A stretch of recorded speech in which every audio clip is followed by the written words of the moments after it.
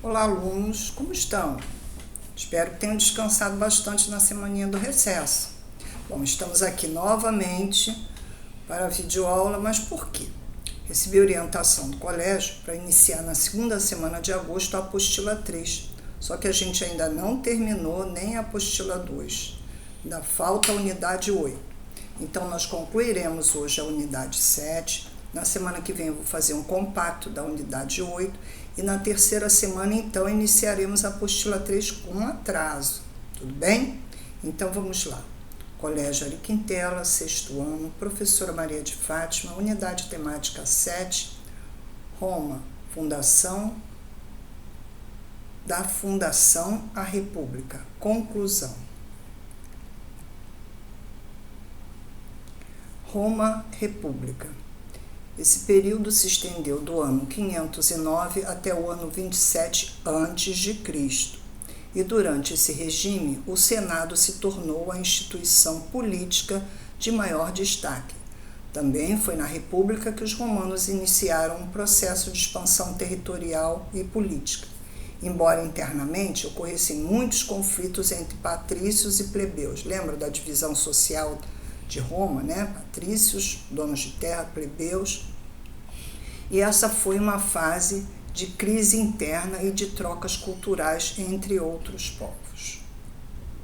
Estabelecimento da República. O Senado, como disse no primeiro slide, a instituição mais importante desse período, era formado apenas por patrícios, mas passou a ser considerado um órgão representante dos interesses de todos os romanos. Assim, deveria ser responsável para administrar a coisa pública, ou seja, res públicas. Então, traduzindo a palavra república, coisa pública, nome dado aos assuntos de interesse de todos. Da junção do termo res e pública surgiu então o novo nome do regime político de Roma, República. Funcionamento do Senado romano. Como dissemos, o Senado era a instituição mais importante da República. Ele era composto somente de homens, todos eram patrícios e com mandato vitalício, ou seja, para a vida toda eles seriam senadores. A organização do Senado. Os senadores propunham votar leis. Além disso, eram convocados a auxiliar como administradores, ministros ou juízes, ou convocados, se tornavam magistrados.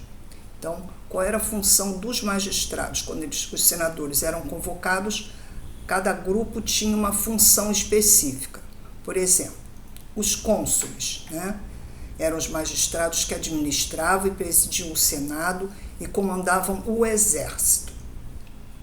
O pontífice máximo liderava todos os sacerdotes romanos. Vejam, até hoje, quando a gente se refere ao Papa, né, a gente fala o pontífice máximo, que é o chefe de todos os religiosos da época. Pretores aplicavam as leis. Questores administravam os recursos financeiros das cidades. Edes eram responsáveis pela infraestrutura urbana. Censores eram responsáveis pela contagem da população e por garantir a moralidade pública. Veja, quando nós fazemos na nossa sociedade, que vivemos numa república, o censo, ou seja, quando contamos a população. Os censores eram que faziam isso na Roma, período republicano.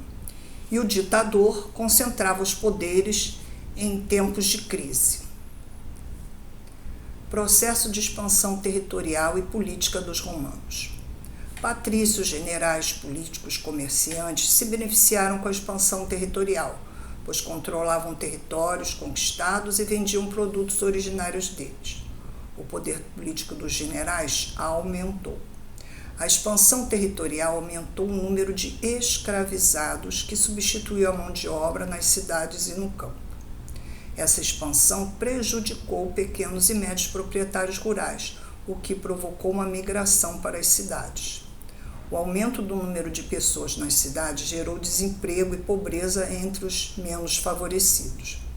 Comercializar pessoas era uma atividade legalizada e bastante lucrativo na Roma antiga.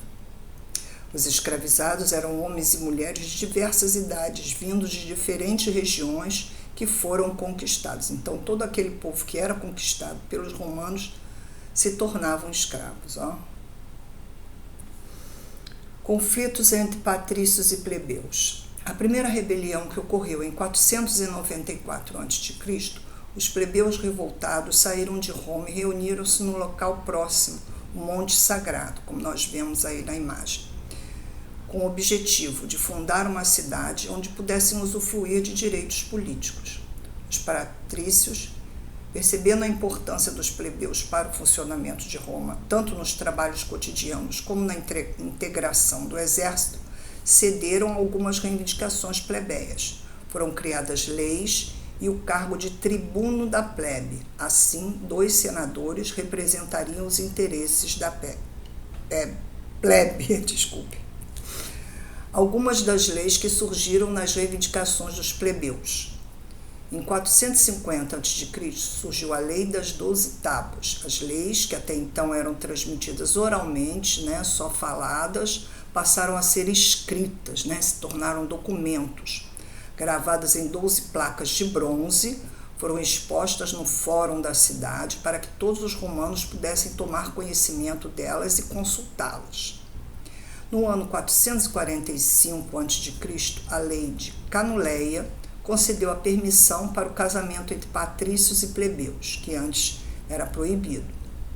No ano 366 a.C., a lei Licínia decretou o fim da escravidão por dívida e o direito dos plebeus possuírem terras nas regiões conquistadas. Os irmãos Graco são 2 tribunos da plebe muito importantes do período republicano romano. Vamos falar um pouquinho aqui sobre eles. Chamavam-se Tibério Graco e Caio Graco. Tibério em 133 a.C. e Caio em 123 a.C., suas principais reivindicações estavam entre elas a reforma agrária, que acreditavam que era a solução para resolver o problema da pobreza e a falta de trabalho em Roma, e para tornar a reforma possível, Tibério sugeriu limitar a quantidade de terras públicas que os grandes proprietários de terra poderiam ter. As terras que se tornassem disponíveis deveriam ser distribuídas entre os mais pobres.